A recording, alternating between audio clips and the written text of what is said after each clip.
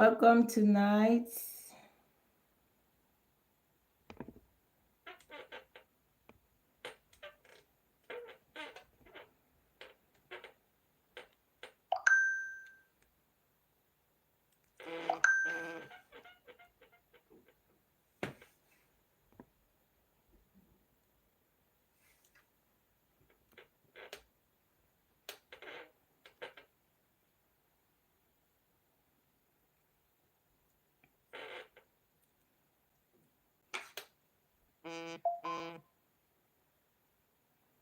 Sam K, are you here?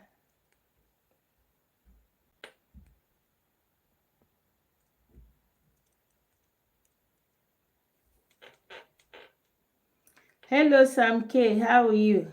I see you viewed my profile.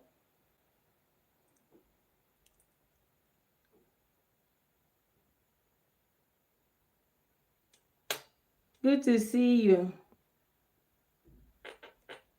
What's happening?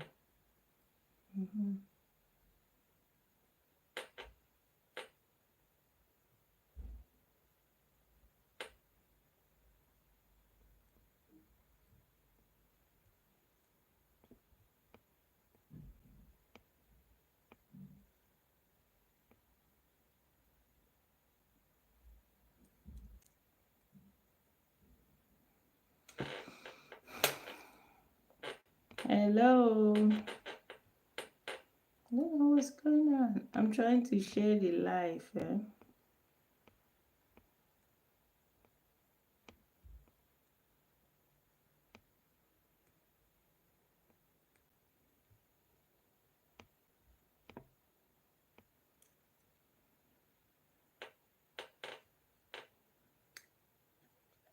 Sharon, welcome. Amina Muriago.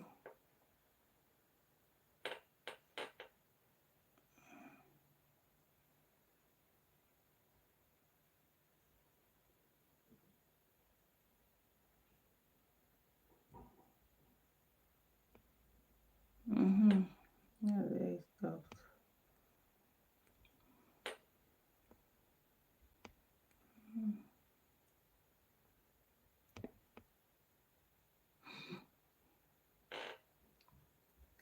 Hello. Hello, Transporter. How are you? Welcome to my live session.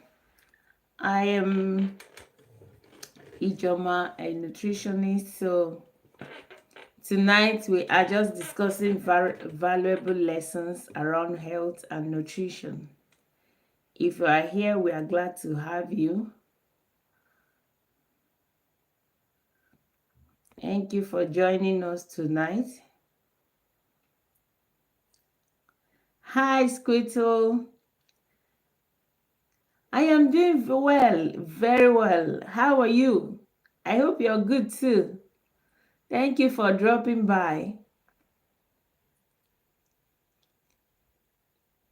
Thank you for dropping by. Today we are looking at emotional well-being. Emotional well-being. If you've looked at my profile, you know that. Thank you so much. I'm going to look out for you too and subscribe. Emotional well-being.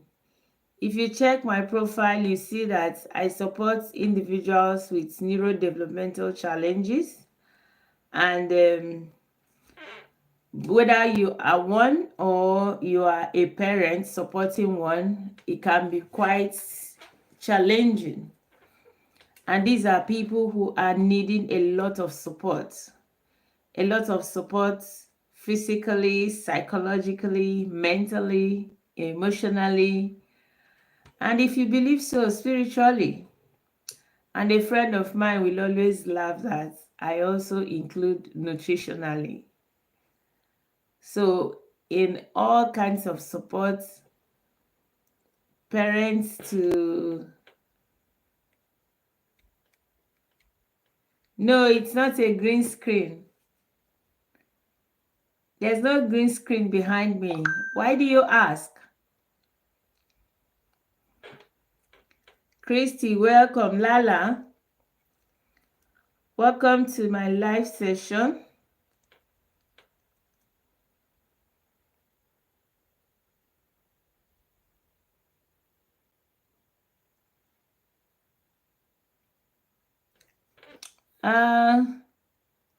Oh, you don't know? No, that it's not a green screen. You can see there's a solid screen behind me. You want me to tell you what it is? Thank you anyway. So we are talking about well-being, health lessons. I don't know what you mean. Oh, Sideko, Kideko. I don't know. I don't know how to pronounce your name. But I don't know what you mean by careless pie. But I hope you're good too. Squittle Watotu. Thank you. Thanks everyone. Thanks everyone for dropping by. For tonight, we are talking about emotional well-being.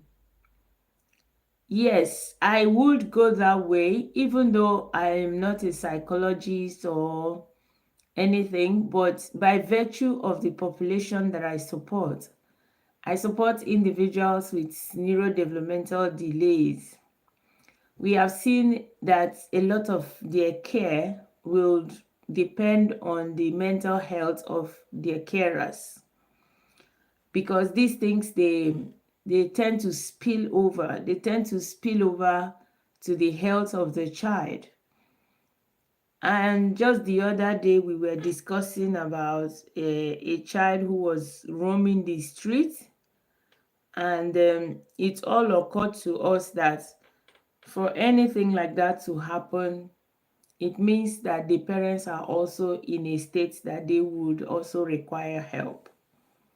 So tonight we are talking about that kind of help: emotional, psychological, or otherwise.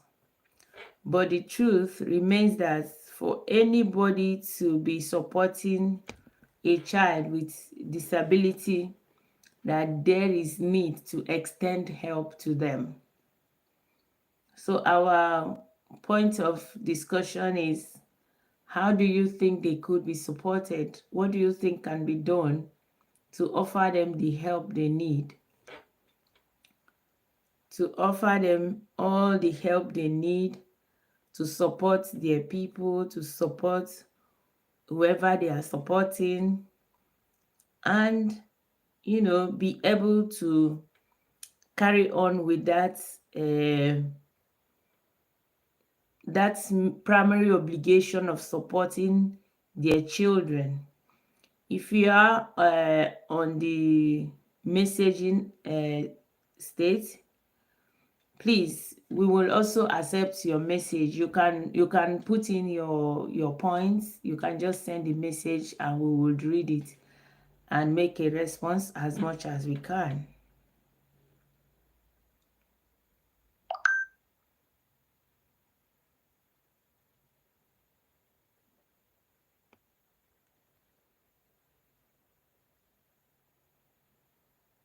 Hello. Thank you again.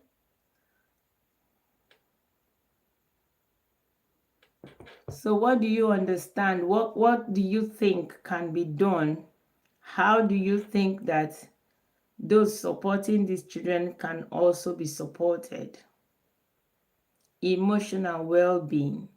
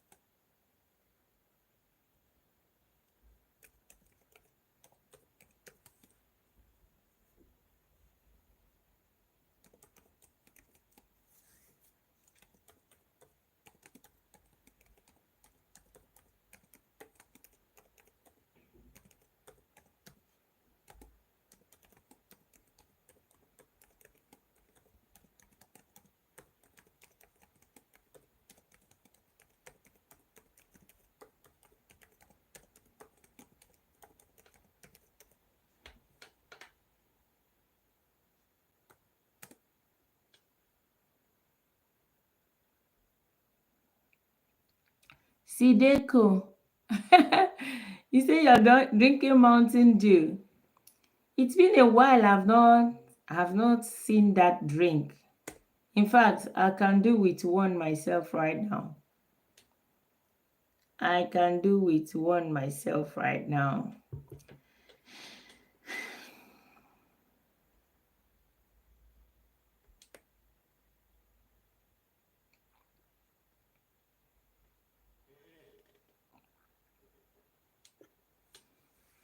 So just to capture our topic, we are talking about individuals and their families.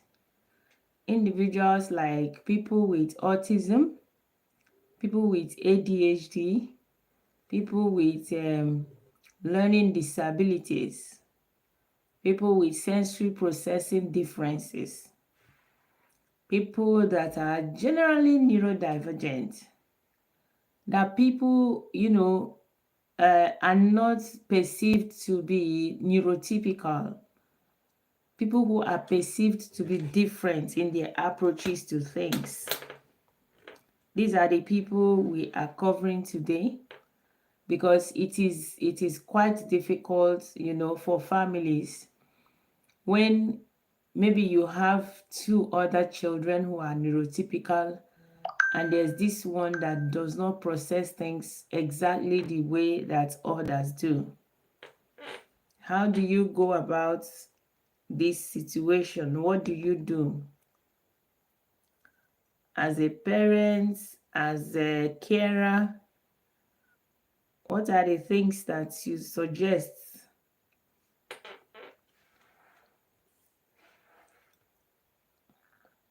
You can send us your message. If you're here, we can admit you so you can chip in your own opinions. We are talking about individuals who are perceived to be different. Individuals with autism, individuals with ADHD, individuals with learning disabilities, sensory processing differences, people who are generally perceived to be different. What are their emotional needs? Those that care for them, their carers, how are they supported? Kideku, good to see you. Jackie Hardy,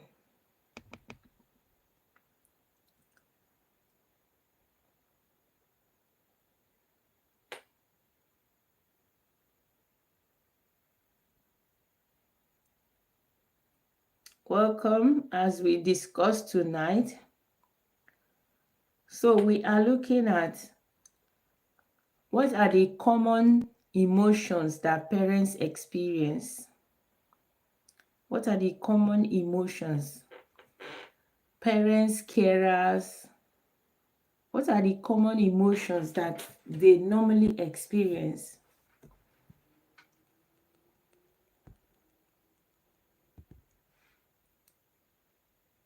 Because you need to know the kind of emotions that they have before you discuss how to address it. And don't forget, these are not like what they experience at the same time. It can be one today, it can be the other today. But these emotions can come strongly, very strongly, due to the, behavioral challenges that their words might be experiencing. Parents may experience these emotions so strongly that you may not it may not be the same as those who have no extra additional challenges.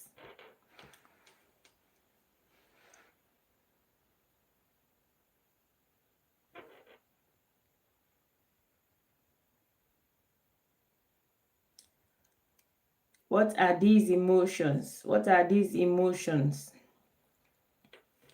On the part of positive emotions, these parents can experience love. You can, a lot of people find it strange to see a parent whose child has been can be defined as difficult, saying that they deeply love their child, that they will do everything on earth to make that child better, that that child is like the center of the world. Believe me, a lot of people find it strange, especially when the child is perceived as being difficult. Yes, hello, Safio. Safibat, hello. So when these children are perceived to be difficult and their parents are still expressing so much love, it can be strange to bystanders, to people around. They may feel like, we don't understand. This child is giving you a lot of issues, and you're here saying how much you love them. You may not understand, but these children are, you know, they are cute. I mean, they are just lovely. They are so, so lovely that people around may not see it. What they see is the trouble, is the challenges, is the behavior. Laika,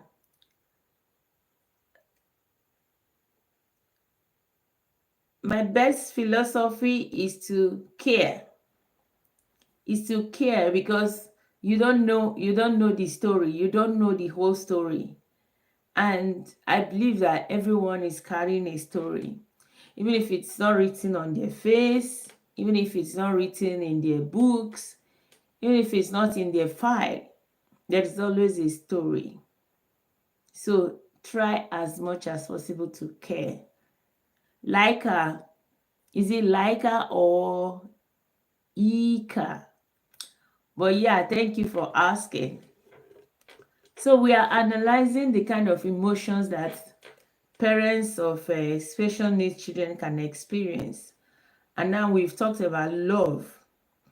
There is this kind of love that even a lot of times the siblings can be jealous about. And people may not understand it.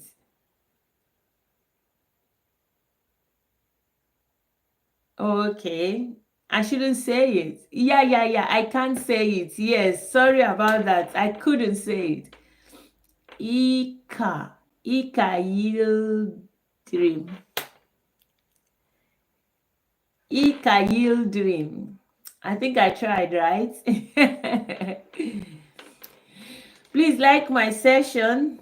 Click the like button and let's keep it going. Thank you for dropping by. Brain foods for gods. Did you just write that? No, I didn't mean that. I didn't mean to say it that way, but I think you should give me some credit. Ika Yildirim. Did I try? Forgive me if you feel bad about that. Really, yes. Forgive me about that. My own name is Ijoma. Ijoma is my name. So I don't know if you can even say that one. My name is Ijoma. Brain food for gods is just my you tried. There is an E between the O, between the J and the O. Ijoma. Thank you, Ika. Thank you. Thank you.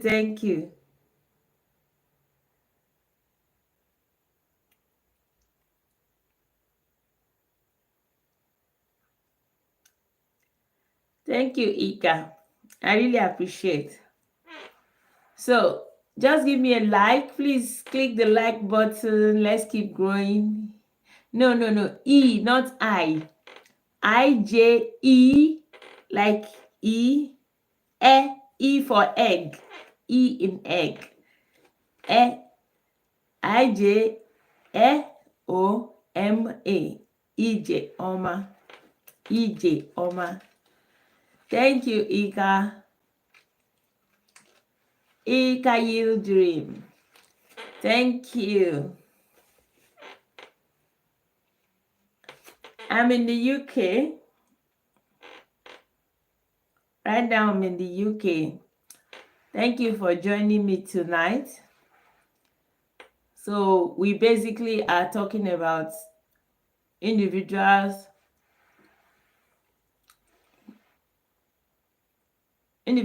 who are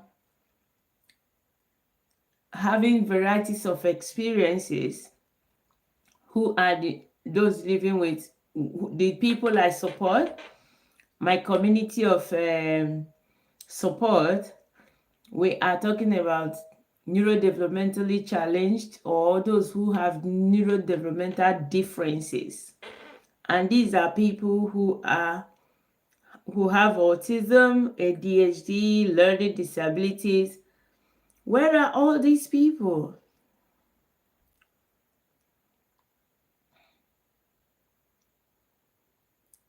Chicken, I'm trying to invite you. I can't find you. What's going on?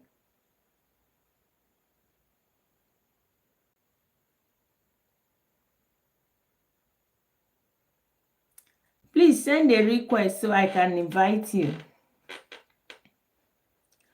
Yes, sometimes it is. Sometimes it is. Like, why we say it is that with it comes a kind of disposition, and that disposition makes it easier for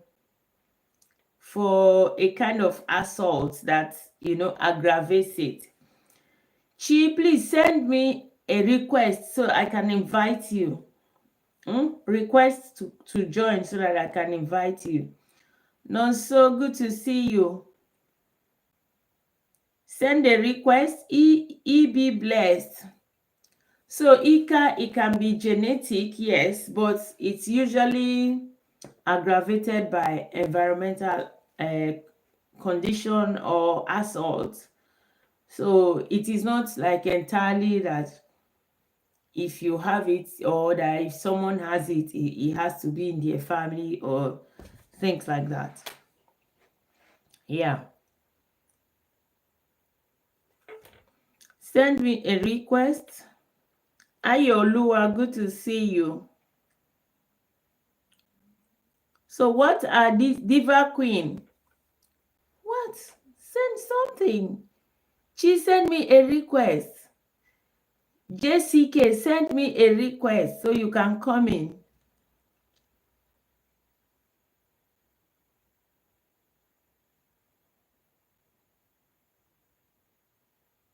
Oh, dear Lord.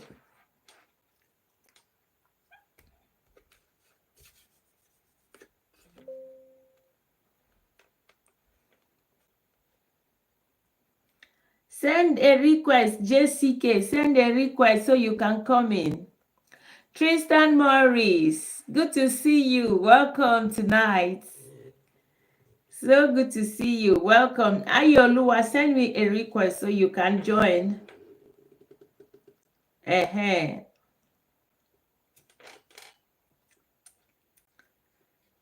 JCK, I've invited you. So we are analyzing the kind of emotional landscape of parenting neurodivergent children. And we are talking about love. So I was saying that the love can be so profound that people around may not understand. A lot of people may think that they can't comprehend the depth of that love, because how is it that you are showering this level of love on someone who is perceived to be... Tristan, can you hang on a little bit more? Tell us your mind. Tell us. Let us know what's on your mind. Meanwhile, you can click the like button. Please click the like button, like our live program, so we can always come back. Encourage us by clicking the like button. Mommy OGX. Desi Lee, good to see you. Welcome. JC Consult, accept the invites.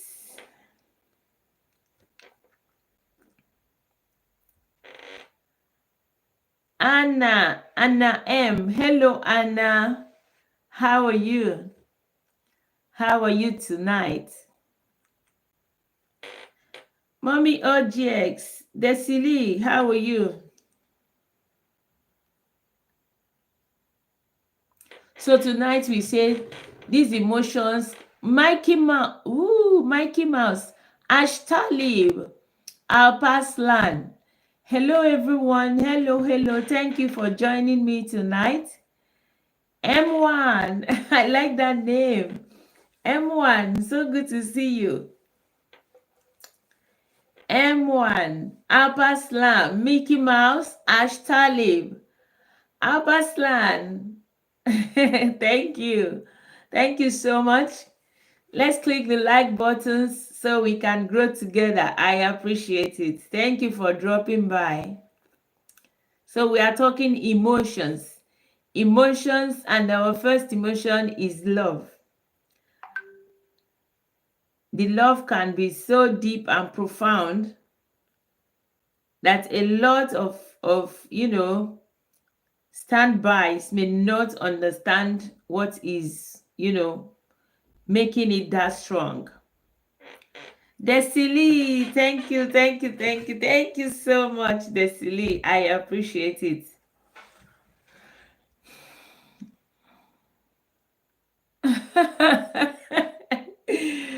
Alpaslan, thank you. Where is the farting emotion? Where is it? I haven't seen that. I wish I could find it. Thank you. Thank you so much, Alpaslan. You're appreciated. Oh, is that the one? It's good of emotions. Ika. So we are looking at pride. So this pride comes with the fact that there would have been expectations. There would have been expectations that are set. Of course, expectations are usually based on precedences. They are based on past experiences where you believe that these are the things this child can or cannot do. That these are the things this child may or may not be able to do. JCK, I don't know what's happening. I've invited you. Why are you not here? Please come on. Accept the invitation and come on. Oh, thank you. Thank you, Alpaslan. I will try my best to always be good, feel good. Yes, thank you. Thank you. It's making my day, And I pray that you always see things that will put smile on your face. Always. I mean, all the time. There shouldn't be reasons for you to frown or cry. You should always meet good things, good people, good luck, favors. Let it always go with you so that you can always have that smile on your face too. Thank you. When you wish others well, good things come to you. Thank you. Thank you, Alpaslan. Desili, thank you. I appreciate your kind words. If you want to come up, it's open. JCK, when I invite you, you have to accept it.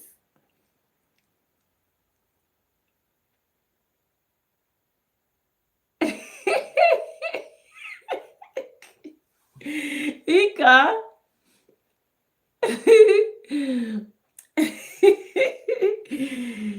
It's not a silly smile. It's not a silly smile. It's just smile,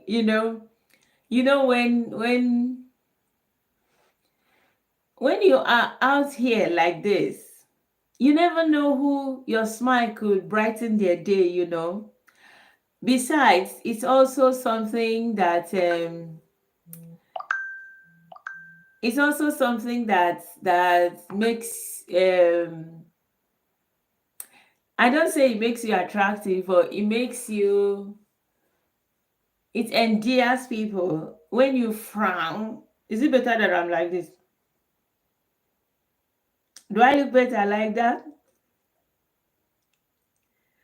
Oh dear, I didn't know you hate the smile so much. But I'm sorry, I can't help myself. I think it's about the most beautiful thing about me. My smile is my most beautiful treasure. I'm sorry if it makes you feel bad, and I don't think it's silly.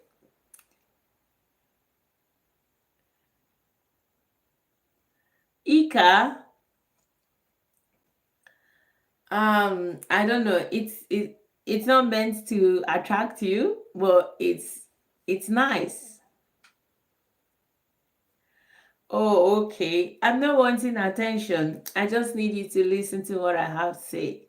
But at the same time, I don't want you carrying your troubles on your face. You know what I said in the beginning, that it's not like these people we are talking about should, carry their challenges on their face, but you could see that there are lots of emotions that are going on inside of them. Emotions of, say, love, pride, and joy. But then there are also the negative emotion, which it has to do with when they get overwhelmed. They could get overwhelmed and they could get fatigued also. JCK Consult, please accept the invitation.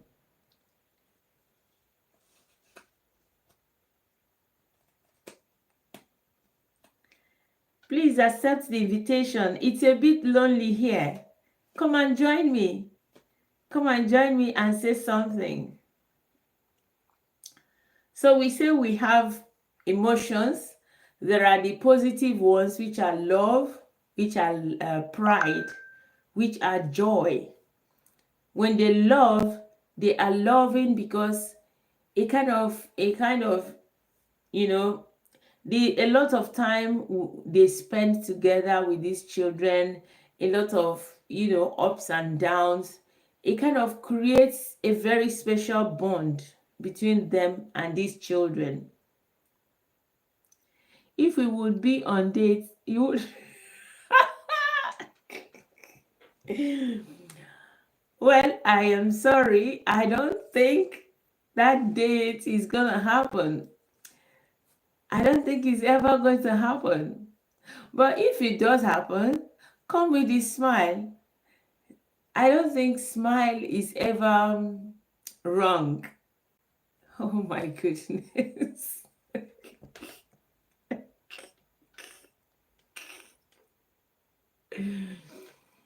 I don't think smile is ever wrong. It's always a good thing. The truth is, if you live where I live. If you live where I live, that would be good. But the thing is, smile is one thing that can alleviate others. And it is the least you can offer people. It is the least you can offer people.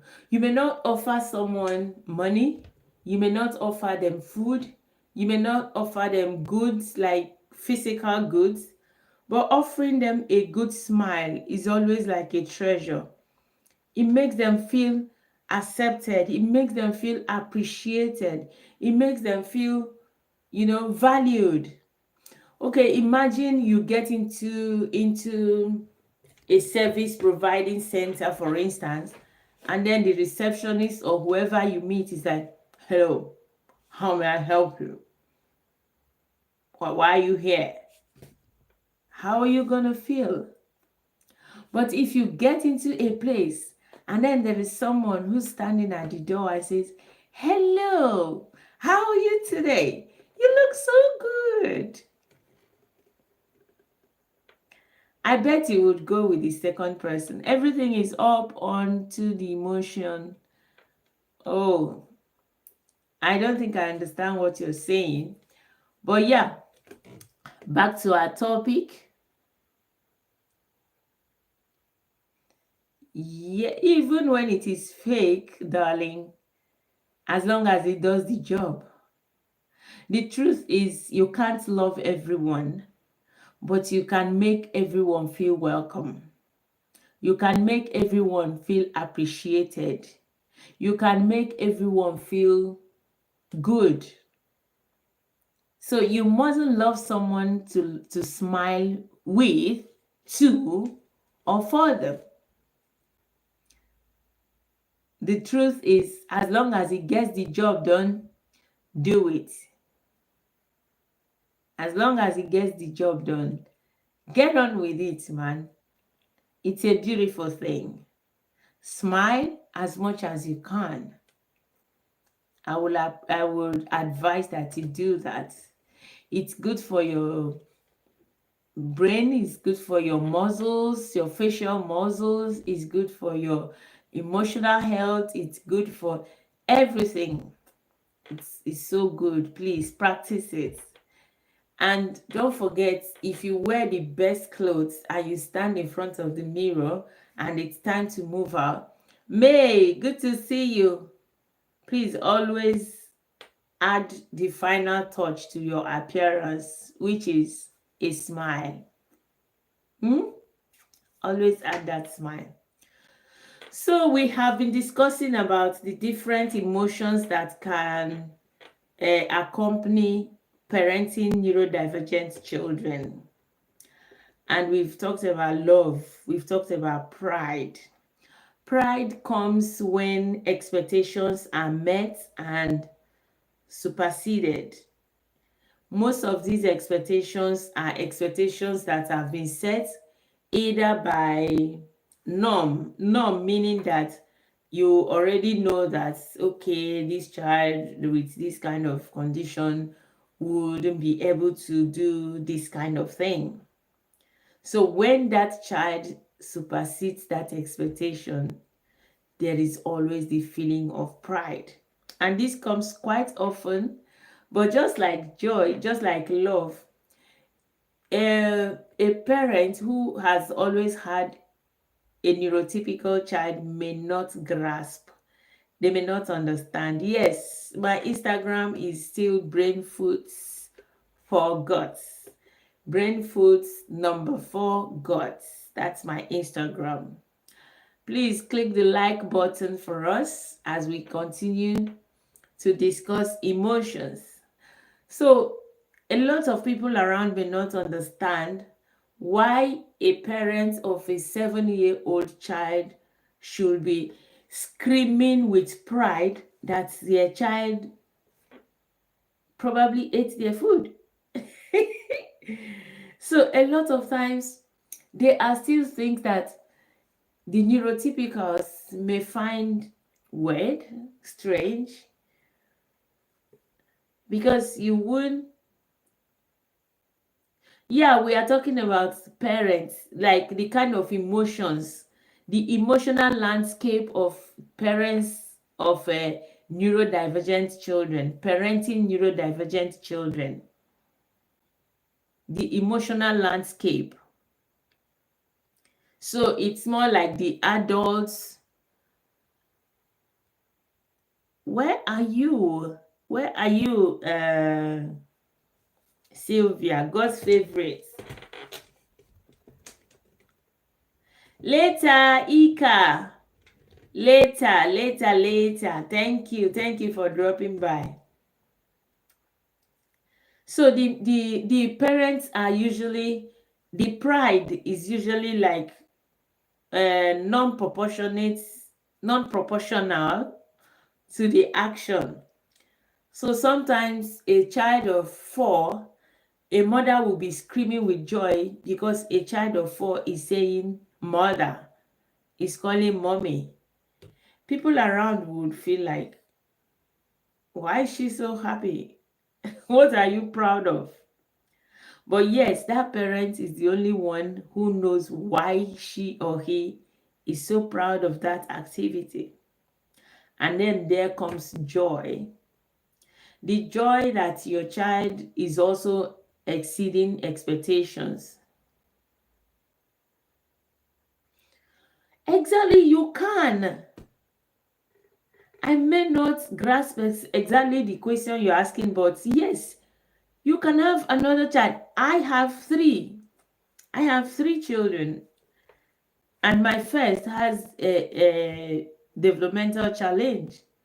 So you can have another child. Look, when it comes to love of mothers and fathers, your love is stretched out.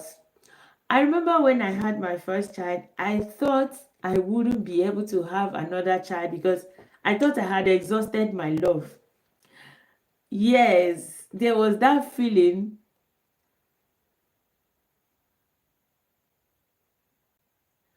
Okay, neuropsychologist. Oh my God, she has a lot of work she can do. She can start, supporting people with mental health challenges. She can even go for, if she can work in CAMS, that's child and adolescent mental health clinics. She can work in care homes. Care home for children with autism or developmental challenges. She can work with counsel, doing things like home visits. She can work in so many places. She can even work in organizations, like organizations that take really good care of their staff. Sometimes they like to know that their staff is in their best state of mind. So yeah, in fact, she can even just start her own business. Yes, pretty C, I will follow you back when I'm done here. She can even just start, you know, a consultancy firm. I'm sure she will get a whole lot of, private clients, people who just want to look after their mental health.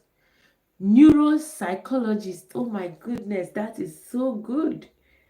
That is so good. So you are supporting the psychology and the neuronal system. Like, if you are only psychology, you are dealing with the abstract part of mental health.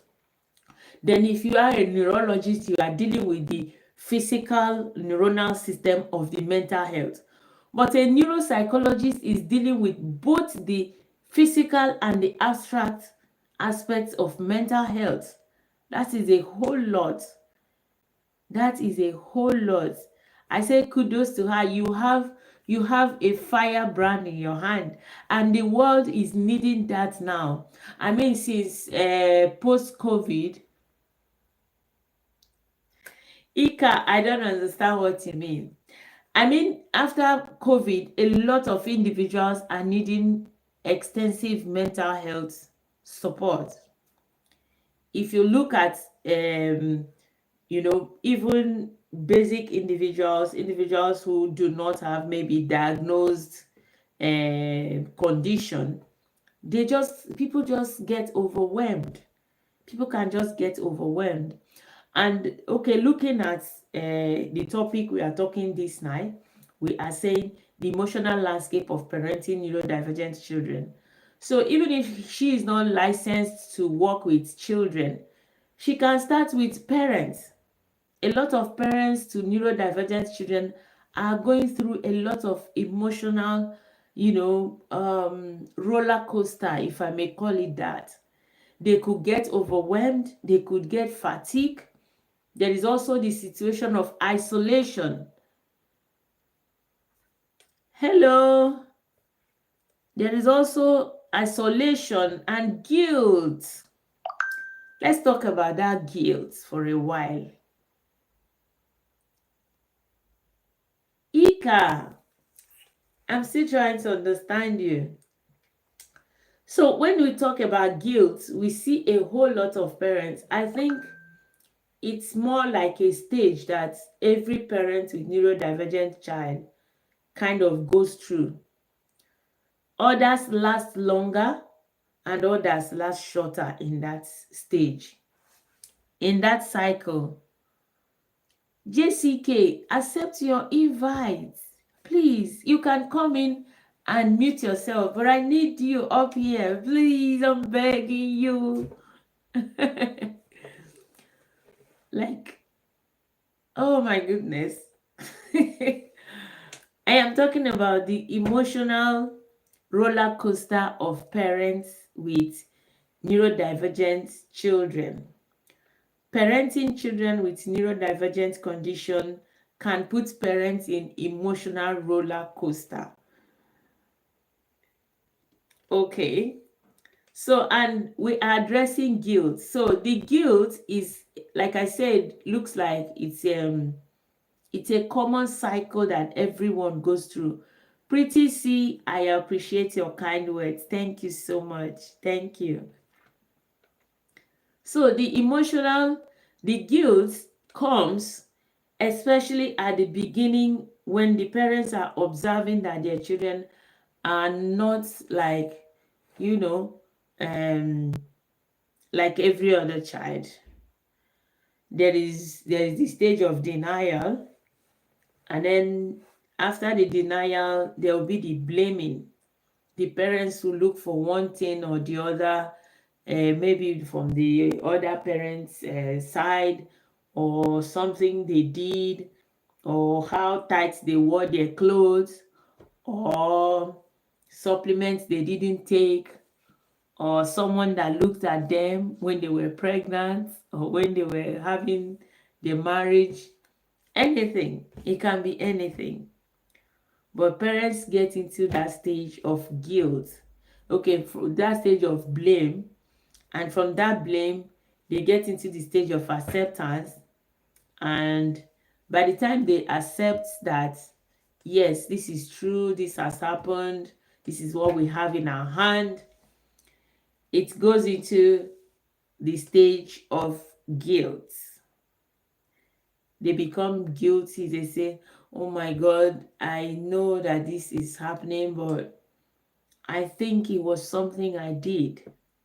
Those who are very spiritual will think that they are being punished for one sin or the other. Those who are not that spiritual will think of one glass of drink they took when they were pregnant, or they will think of one food, maybe mushroom or something they ate while they were pregnant, or how they didn't take the child for baby check, and the guilt will come in. But you know what I tell parents? Forget the guilt. It doesn't solve anything. It doesn't solve anything, number one. Number two is that there is nothing else you can do about it.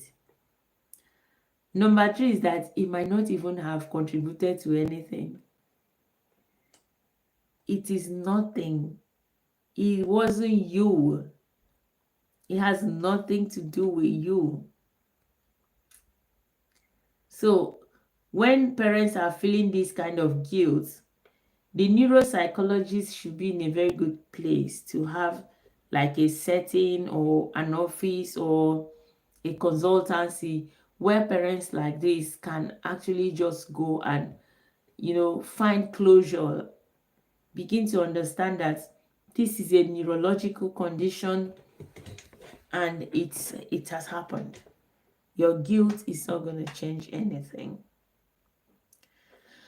And aside the guilt, there is also the emotion of isolation. The emotion of isolation basically, normally and usually come from the fact that because the child is not neurotypical, you may not be not accepted, but you may not fit into most of the social gatherings. If a child should come to a birthday party and such child is running all over the place, cannot stand when the pictures are being taken, is throwing tantrums because he wants to go and eat the cake on the stand, is dragging everyone, biting other children, believe me, you would not want to go to another birthday party. no matter how wonderful it feels, no matter how close it is. So this would continue as the child is growing older. This continues and continues until at a stage where it becomes obvious that it's either you find someone to stay with the child or you just forget parties.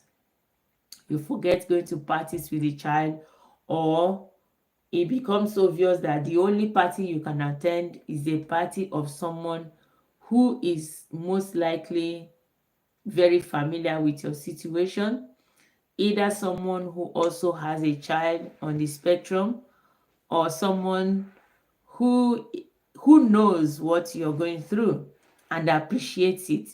Knowing is one thing, but appreciating it is another thing. So this is the case of isolation. Overwhelm and fatigue, those are very self-explanatory.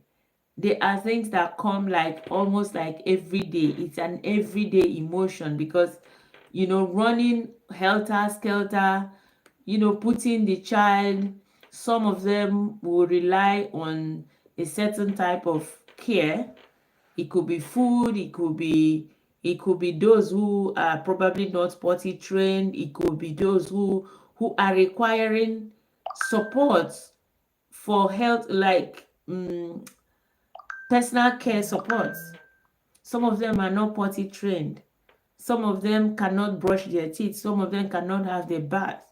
Some of them cannot change their clothes. Some of them cannot even move from where they are sitting. So you could expect that whoever is supporting these children definitely gets overwhelmed at the end of the day, definitely gets fatigued at the end of the day. So these are the different kinds of emotion that one would expect from parenting children with neurodivergent conditions. And we are saying, what do we do? What approaches can one take to to cushion this situation? It's not long ago that I was telling someone that I spend an hour and sometimes 2 hours. That's how long I can stay. So it's not long ago I was telling someone that it's difficult to relay like what parents are going through, that some of what is going on in the lives of parents with neurodivergent children do not have adjective. Even if it has adjective, there is no better way, there is no defined way of saying them. Okay, this is an example.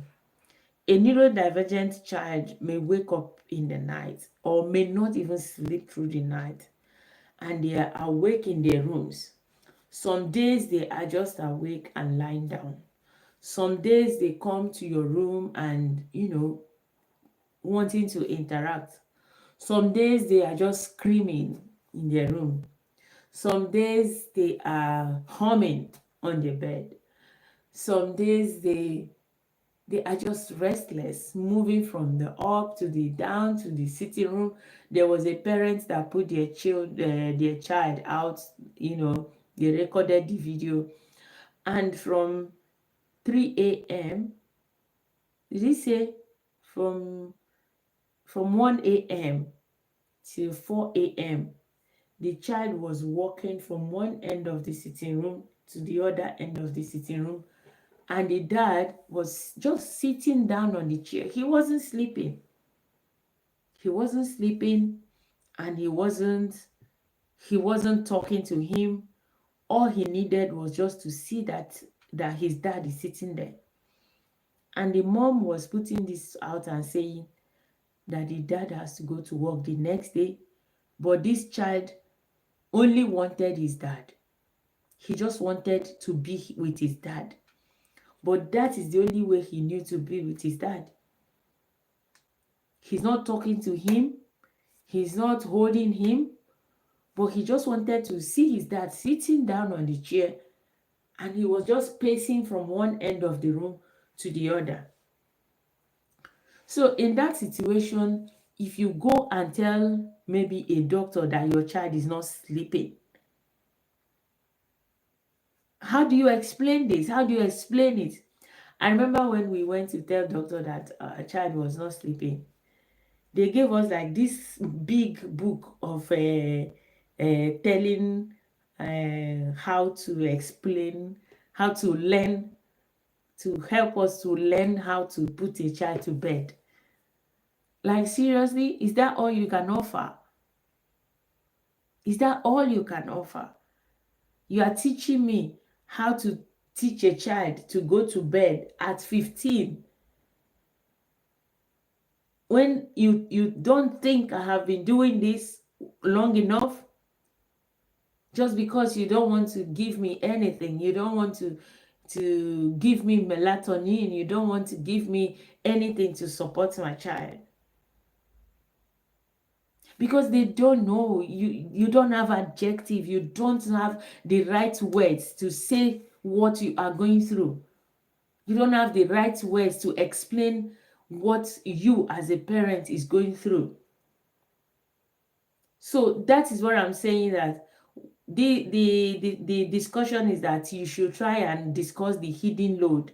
But I'm saying here that if you do not, if you are not talking to someone who has experienced it, discussing the hidden load can even be overwhelming sometimes, because someone who hasn't seen some of these things may not be able to comprehend them. They may not be able to understand, no matter how much, yes, no matter how much you try and explain.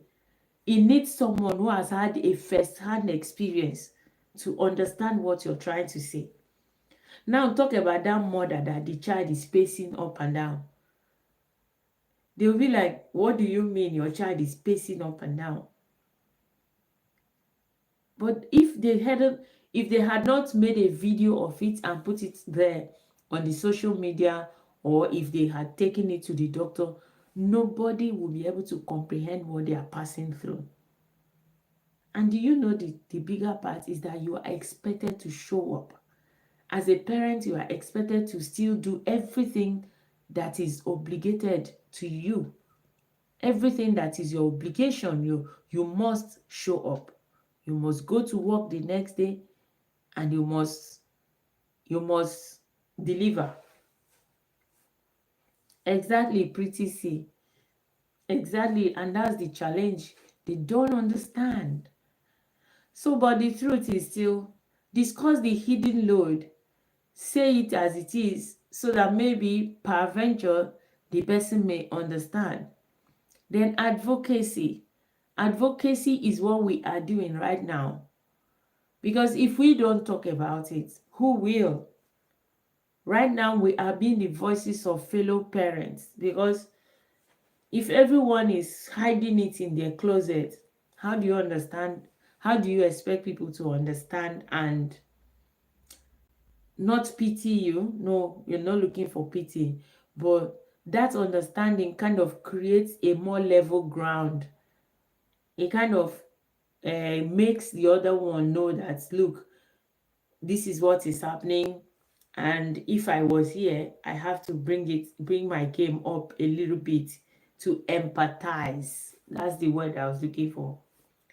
To empathize. Advocacy helps to create empathy, not pity. Remember, the person is not asking for your pity. They're asking for empathy. Empathy is just understand and try to put yourself in my shoe before you judge me. Before you say what I should or should not do, understand me and put yourself in my shoe. That is empathy. Then it's also saying that you should try and attend school meeting. A lot of times, due to attitude and, how people have treated you in the school, a lot of parents tend to see the school as their enemy. The school is not your enemy. yes, I know that some schools can be very nasty to parents, but the school is still not your enemy because every morning you send this child to the same school. The school is not your enemy. So do everything in your power to attend the school meeting. I have worked with a school, not as a staff. I mean that they reach out to you to ask you questions about how you do things with your child so that they can replicate it in school. It makes it easier for everyone. Farida Sira B, welcome B. Hello. How Hello. are you feeling this evening? Yeah, I feel much better. Okay. Better. I'm still feeling very cold though. Oh dear. Sorry. Maybe you should take a cup of hot tea. Okay. Okay. Thank you. That's an option. Just Yeah. try not to break. I think there's a lot of flu in the air now. Okay. Mm, Wow. take a Very tea, keep cold. yourself warm. Don't do akpobi. Okay. Thank you. JCK, accept your invitation now, please.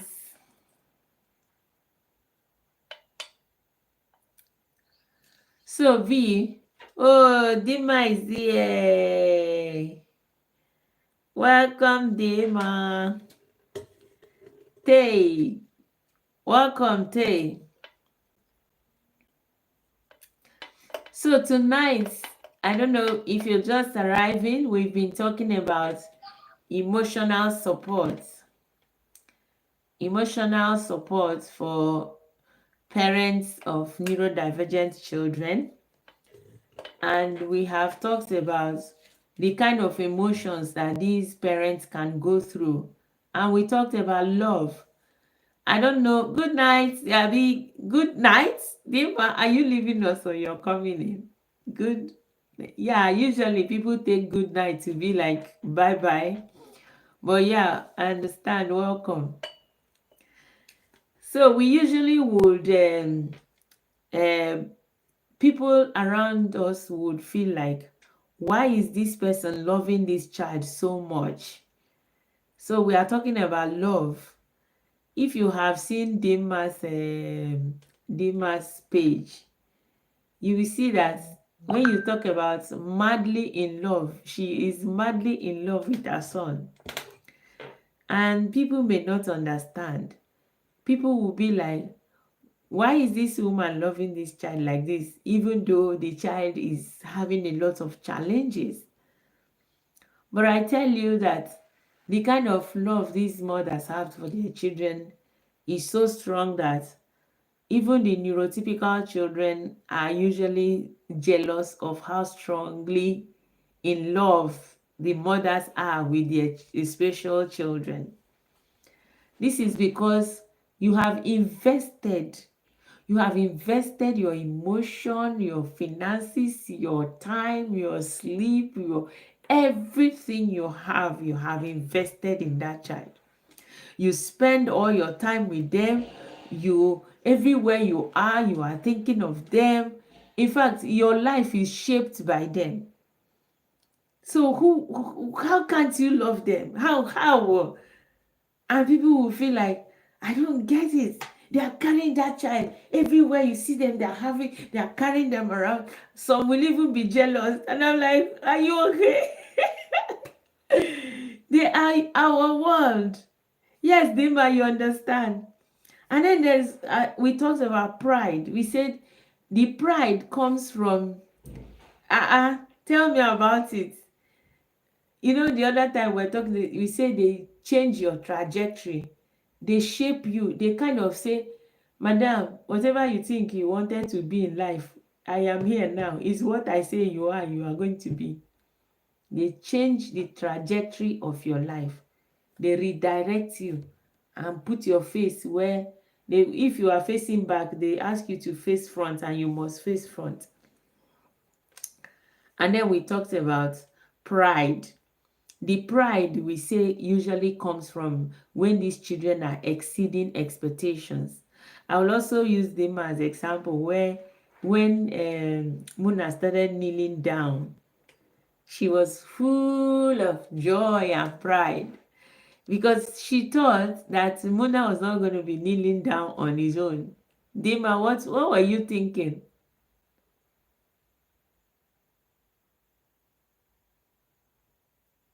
Don't mind me. Oh. My place is noisy. That's why I mute. It's okay, it's Let me okay. reduce the music.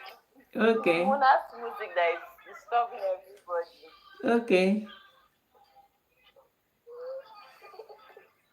So yeah, like you said, it's not easy. Like when it comes with my two kids, okay, Muna gets more attention than my daughter, even if that he actually senior my daughter with 5 years. Of course. So, but I just find this, like you said, I've invested my emotions, my like he practically owns me. Yes. So So what's that's it though.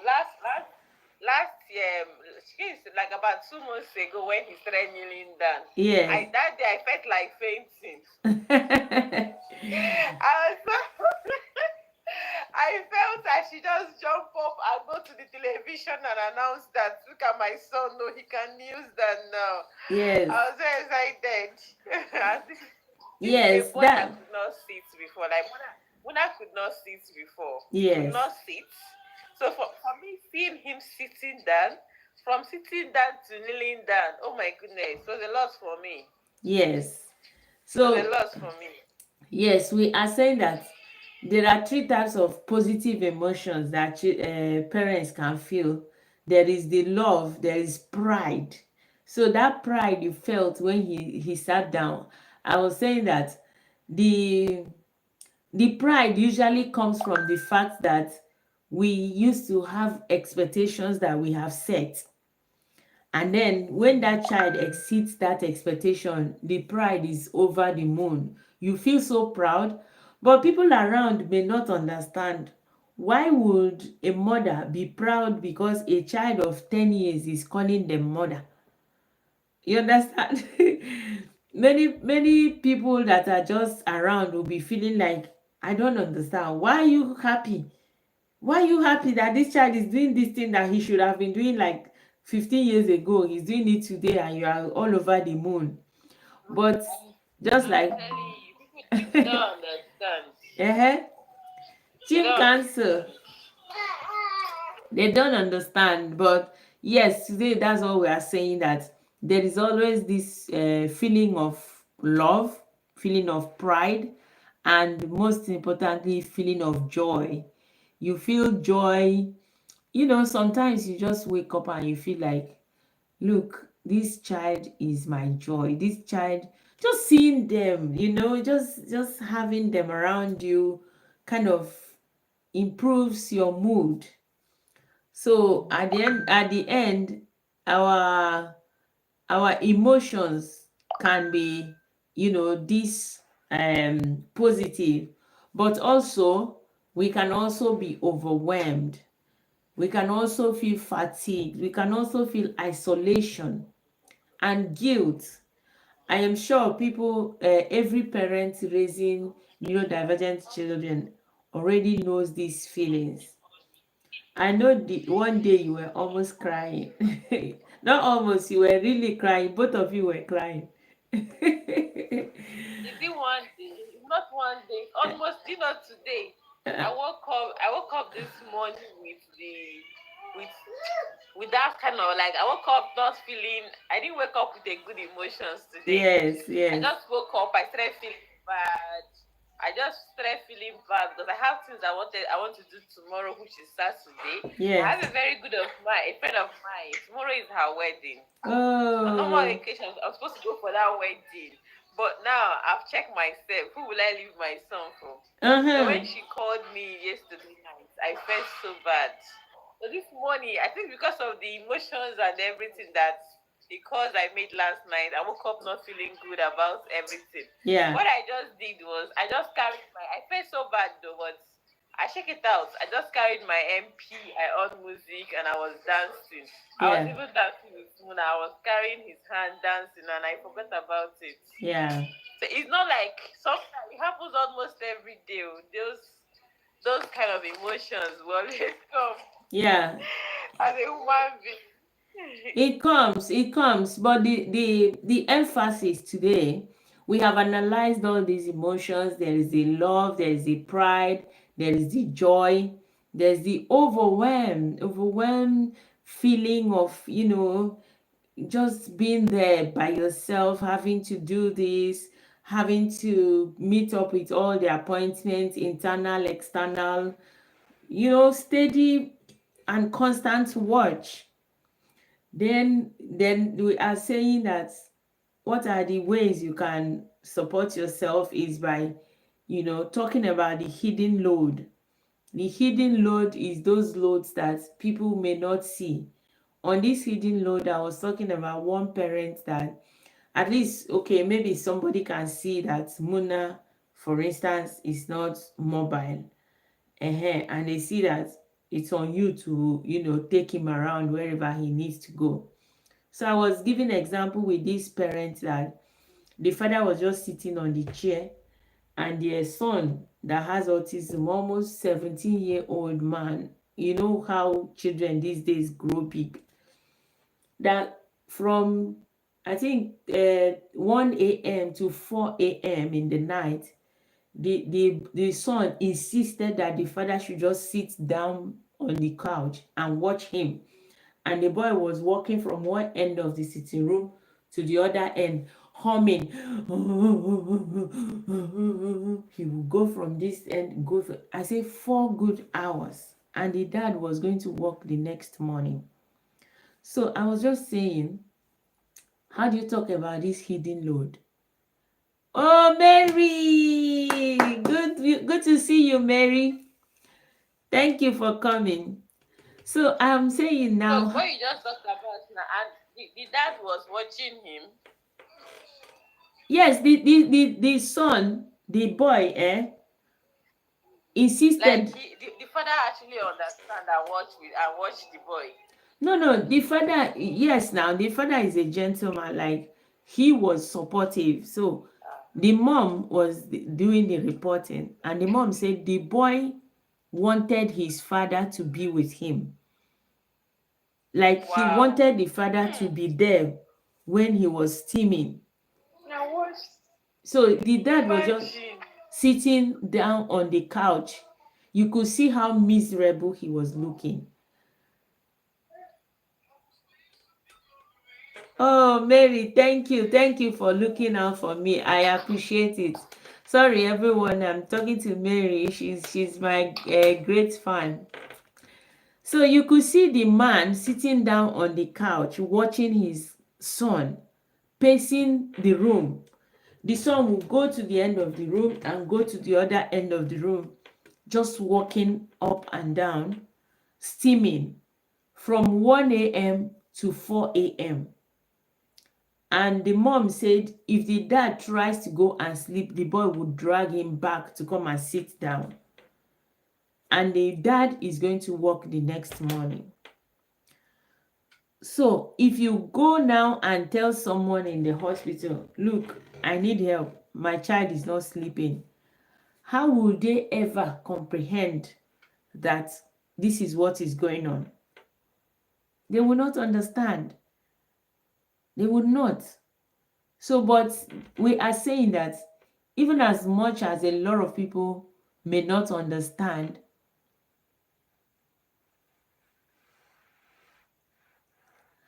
no, I said 1 a.m. to 4 a.m. in the night, in the morning, 1 a.m. to 4 a.m. And I wasn't the one doing it. It was a child with neurodevelopmental challenge, a child with autism. So it is saying you should talk about the hidden challenge. I'm saying that a lot of people may not understand the hidden challenge unless they have had a first-hand experience. But it is still saying that talking about it through advocacy, which is what I'm doing now. Mary, apparently it seems just walking. If you understand, then that is okay. But if you don't understand, I'm just saying this for your sake, that advocacy like this one, Mary joins me a lot of times, and advocacies like what we are doing now, talking about it, it makes people to be more aware of what these parents are undergoing. It helps others to understand. And what I'm saying is that the talking about it, the advocacy is not to pity the parents, is to have empathy. Is to have empathy, to be able to, bring it up here. It creates that level ground of understanding. Because if I am doing this and you are doing this and you don't know where I am coming from, it makes it very easy to judge. Assuming that man who goes into the office the next day and he needed to put down his head and sleep for like 10-20 minutes, everyone will be like, this man, you are lazy. Did you just come here to sleep? What's going on? You need to deliver. Everybody is expecting you to deliver what you ought to deliver. But nobody understands where you're coming from. That kind of man, nobody will ever imagine that that is what he goes through at night. It is expected that everyone comes into the office tomorrow and everyone delivers. And then I was talking about therapy schedules. If you go for these therapies, Pretty C said she has a daughter who is a neuropsychologist. So I was saying that as you are scheduling your own child's therapies, parents should also look out for people like this and have themselves, undergo some therapies, look at your own mental health. Imagine that man is not even worried about his physical pain. Do you know that that man is worried about, look at a son that at this age I should be already, expecting that if he's in a developed world, that boy is maybe already, doing some work and getting himself some money. Or even if not doing some work, he should be already supporting himself or his parents or his siblings at home. But no, instead of that, the father is still being stressed out to look after him. So you need to, engage yourself in certain therapies. It may not be mainstream therapies, but friends, if you align yourself with friends who understand your situation and and are not judgmental, it can be a form of therapy. It can be a form of therapy that you have somebody you can talk to when the chips are down. Somebody that calls you and say, look, I'm just checking up on you because I know what he's going through. One of such friends is right here now on this. Vicky, what's up? So Vicky is my therapist. This is the one friend that even when you feel you just want to carry, even when you feel you just want to carry it, okay, everybody, you will not understand, everybody leave me alone, let me carry my thing. Vicky will always call you and just say, I'm just calling to know how you're doing. And that thing is like a therapy on its own. It's not like it's a therapy, it is a therapy on its own. So the point here is, if you have someone around you going through this, from time to time, just call the person and say, hey, how are you doing? It goes a very long way. And then there is also the school meetings. I know that a lot of schools can be very unfriendly, even though they don't mean to be. I think they are just trying to do their job, but they don't just know the right way to do it. So even if you perceive a school to be unfriendly, it is good that you attend the school meetings, because that school meeting is your only opportunity to provide them with the right tools on how to deal with your child. Because every good school will ask you, oh, Mary, you work in NHS, that's nice. Every good school will ask you, look, your child does this at school.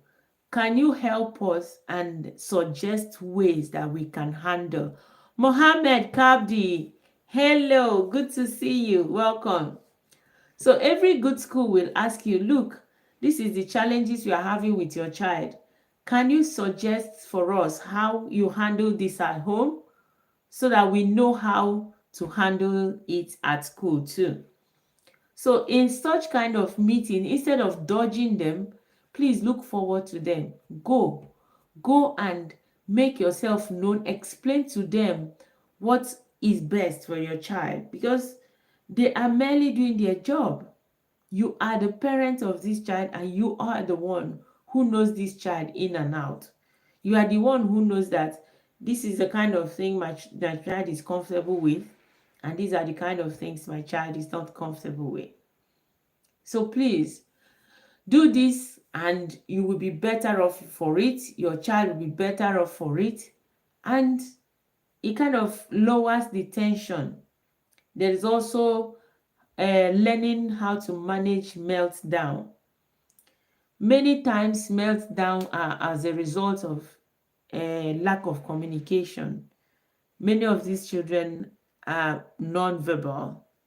And when a child is non-verbal, it is very difficult to extract from them what their needs are. And when their needs are not met, there is tendency to go into a meltdown. So when this is happening, it is left for you to, as a parent, you are always the one in the best position to know how to communicate. You are always the one in the best position to know that this is what works for this child. Sometimes even for you, it takes you a while to figure it out. But believe me, you are almost always the first to figure it out. So when this happens, you should be very happy to okay, use that strategy. It might be whatever is making them go into meltdown. Mohammed Kabdi, thank you for dropping by. So it might be the environment, it might be their clothes, it might be their food, it might be anything. But the onus is on you as not an obligation, it's just a responsibility. And it so happens that it is always you who has to figure these things out. It's an extra job, and somehow it has fallen on you as a parent. But the message tonight is that these feelings are very normal and they are valid. They are not things you should be ashamed of feeling. They are not things you should, feel bad about the fact that you have them. The feelings you feel are very valid because they are as a result of your realities. They are the realities of your situation, and you can't but feel them. Those are the things that make you human. Those are the things that make you flesh and blood. So you don't have to feel guilty for feeling bad, for feeling overwhelmed, for feeling fatigued, for saying you are isolated, because you truly will be isolated. Look at Chidima's story now. She can't go to her best friend's wedding because of her child that she has to support, because there's no one to leave her own son with. So that isolation has started. It didn't start, it's not going to start this Saturday, and it's not going to stop this Saturday. It's going to be her reality. But the situation here is, the emphasis here is don't feel bad about them. It is not you, it is the situation. And that these feelings are very valid and they are very normal. And do not forget that you are not alone. Don't ever forget it, because when it gets bad is when you begin to lose, the companionship of others. When you begin to feel that, oh, this is just me, And this feeling usually comes with guilt too. So you feel like it is because of what I did that this is happening. I must have done something that this is happening to me. So in that situation, you're already feeling alone. You're already feeling like it's about you. You're already feeling like it is your problem. But the point tonight is, don't feel alone. Don't be alone. It's not you. It is not personal. It is a condition and you didn't cause it. V, are there some words you might want to share with these parents? No, I think you basically said it all. You shouldn't feel alone. You should just know it. Although sometimes I know I not I no I don't know, but sometimes I can imagine how they feel. That that you you feel isolated, especially when going through life issues. Sometimes you feel, oh, it's only me. I can imagine how overwhelming it can sometimes get. Like Yes. you said, they shouldn't feel alone. They should try and reach out to people, even when they feel overwhelmed. They should try and see if they can connect with other parents and keep holding on, keep hoping. Yeah. I'm I'm a very positive person. I always hope for the best, pray for the best. Yeah. Tomorrow will be better. Yeah. I believe, like I always say, I believe in miracles. Exactly. Anything, God can do anything. Anything Yeah. is possible. Anything at all. Chanazis twist.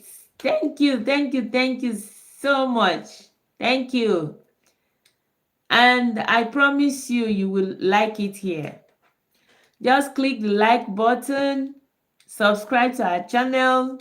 We are here most evening, and our channel is talking about everything health, emotional, physical, psychological. Thank you. Thank you, first timer.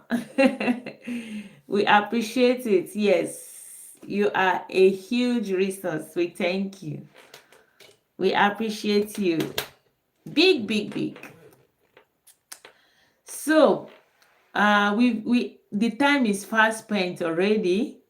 It's almost approaching 2 hours we've been on, and we have talked extensively about emotional support for neurodivergent children and their families. We are looking at practical strategies for emotional well-being, which is like self-awareness and acceptance. A lot of times parents are overwhelmed because they fail to accept the fact. Parents should understand that accepting it does not mean how do I say it, uh, condoning it. Like, parents think that because you accept it means that you have relaxed and you have wrapped it and put it in your wardrobe. No, accepting it is just saying, look, now I know it is here, so what next? Because it is only when you accept it that you look for solution, right? So a lot of parents, in the process of denying it, they are not looking for solution because they are still trying to tell themselves that it's not happening. So for you to begin looking for solution, you have to accept it.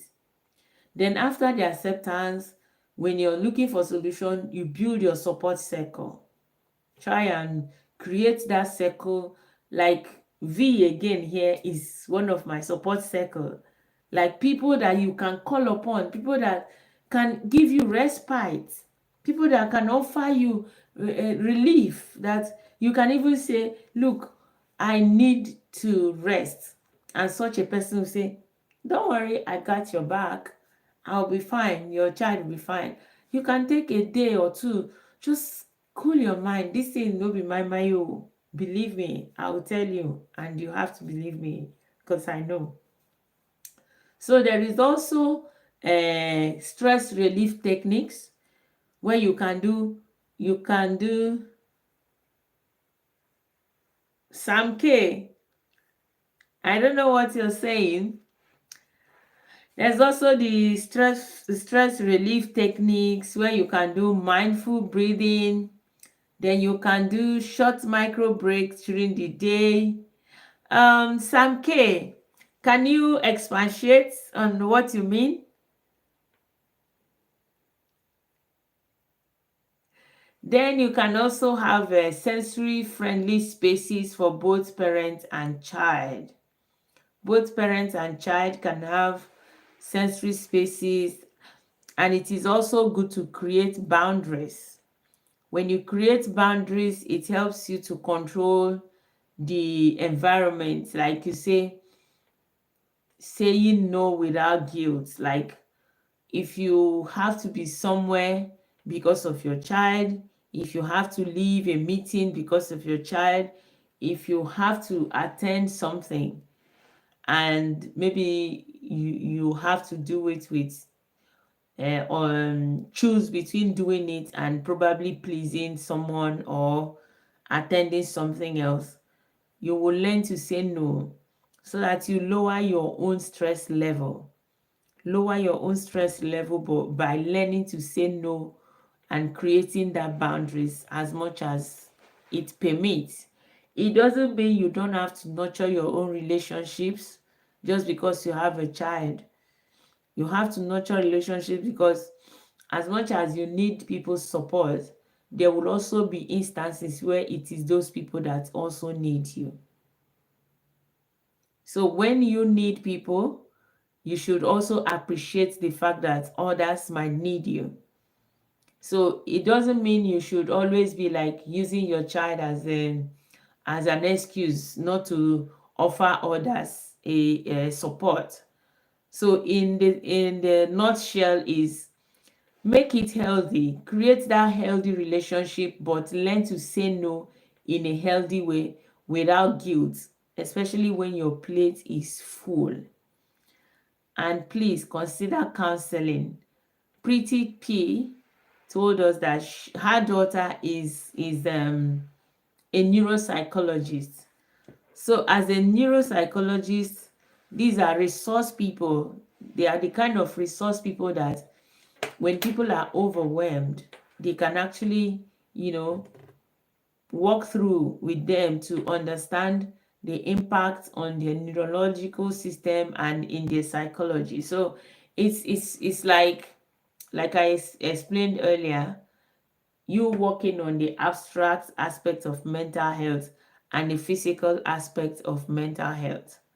So in these situations, you see yourself getting a holistic kind of support to your health, to your mental health as a parent. So I think we have beaten the horse enough tonight. This is almost 2 hours we've been out here. And don't forget to reach out to us if you have any questions regarding any of our topics. It is what we do. We support neurodivergent children through holistic health. And if you look at our banner, you will see that we have a program coming up on the 15th of August where we are going to talk about nutritional management of neurodivergent conditions. So if you or anyone you know will benefit from this, do not hesitate to go through the flyer, register your interest, and watch out for it.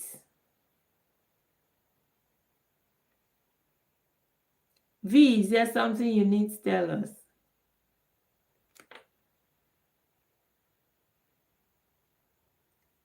No, nothing more. Nothing for now. Okay. Just say, maybe just to say good night and hope everyone joins us tomorrow. Yeah. Yeah. Really, I don't know what happened today. JCK was here, but she wasn't logging on. I kept inviting her, but she didn't Okay, log okay. in. I wonder what the problem was. See Sylvia just You know, arrived. maybe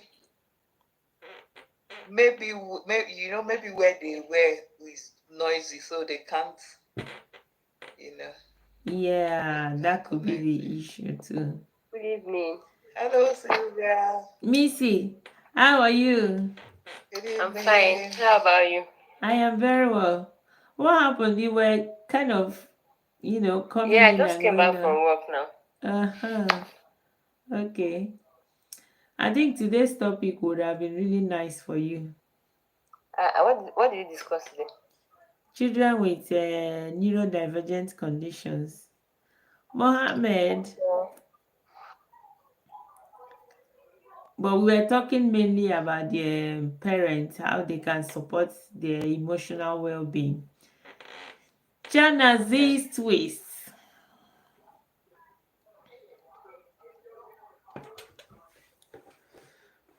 So we were already rounding up. Thanks everyone for dropping by. Sylvia, we were already closing. Oh, no problem. Yeah, Maybe I'll join tomorrow's. yes. Tomorrow we will join again and have a very wonderful discussion. I know Yeah. Vicky also is tired. She was out all day. Oh, bless her. Yeah. Sylvia, can you go live yet? Yes. Oh, so why don't you put your video so that we too can go?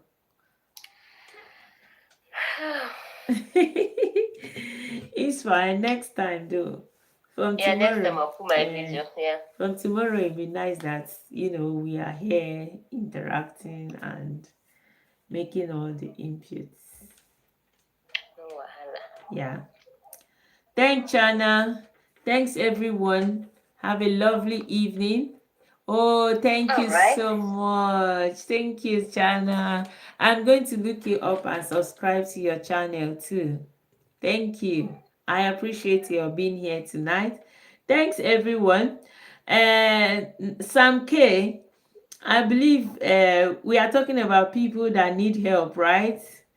I don't know if you need help, it would be nice to get some. Thank you for dropping by. Thank you. Have a lovely evening. Bye.